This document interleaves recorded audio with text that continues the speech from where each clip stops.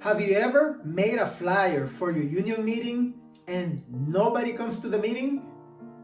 Find out the 3 mistakes you may be making that is hurting your turnout for your union meetings. In this video, I will share with you 3 mistakes that I see people do all the time when they produce a flyer, which is hurting their turnout for their union meeting. My name is Pablo Murillo from Genesis Leadership Trainings, and I have helped hundreds of professionals become strong union leaders by developing their leadership identity and becoming active in their union. In this video, I'm going to cover some of the mistakes that I used to make and I see other people making right now that hurts their turnout for the union meetings. So there are 3 things that we got to cover to make sure that your flyers are engaging and help you bringing people into your meeting. There are many factors, of course, that have to be taken into account when it comes to doing turnout for your meeting.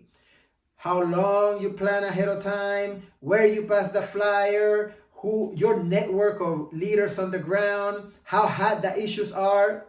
All those things are elements that will affect the turnout. But the flyer is one of those elements that must be taken care of specifically in the right way so that it can serve as a hook to bring people into the meeting even when you are not in the work site. I think of my flyer as that hook that if somebody sees the flyer, it's just as powerful as if I were there talking to them, giving them incentive as to why they must come to the meeting. Mistake number 1 that I see people commit on a flyer is this: if I tell them, they will come.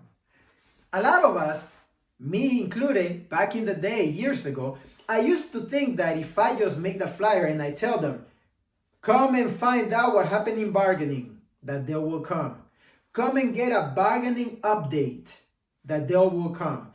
But that is not enough. I gotta let you know. What you gotta do is make sure that your flyer has a title as a headline. Just like a newspaper, right? When somebody sees a newspaper, there's a headline that catches your attention. Your flyer has to be just like that. So instead of saying, come and get a bargaining update, maybe you want to say something like, find out management's plan for the next 3 years. It does not include 1 more cent in your pocket. That's a bargaining update. You're going to be talking about those things, but it's more of a headline. Another example would be maybe to say, find out how management plans for you to default on your mortgage and your car payment. If they don't plan to give you a salary increase, inflation will keep going, you won't have enough money to make ends meet. So you gotta think of the headline so that when people read it, it catches their attention right away. Mistake number 2 that we make when we are producing our flyer is this: stay away from the technical lingo. Oftentimes, I see a lot of technical union lingo on the flyers. And it makes sense to those of us who have been working as union leaders and union staff. But it doesn't resonate, it doesn't connect, it doesn't create any emotional connection with the members when they read it. Again, bargaining update. Find out what the proposals are from management. Find out about the deficit in the budget. You see what I mean? All that stuff is union lingo that we use all the time, but it doesn't create connection with people. So stay away from that and instead use family descriptive words. Family descriptive words. So if I want to say, find out the proposal from management, I would say, come and learn how management plans to treat your wife, husband, and children for the next 3 years. Find out what management plans to do to your family's financial security. Something along the lines where the reader sees the image of their wife, their husband, their children.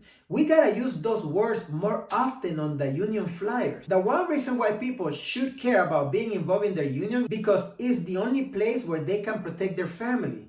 But yet, we don't put those words on our flyers.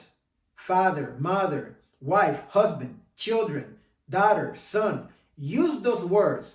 Family descriptive words. And mistake number 3 that I see people make, don't write statements. Your flyer should not be full of statements, and every flyer I see is all statements. Come and get a bargaining update. Learn about the proposals, the upcoming campaign. It's like, that is so boring. Nobody wants to know those things. So use probing questions, or better yet, calibrated questions.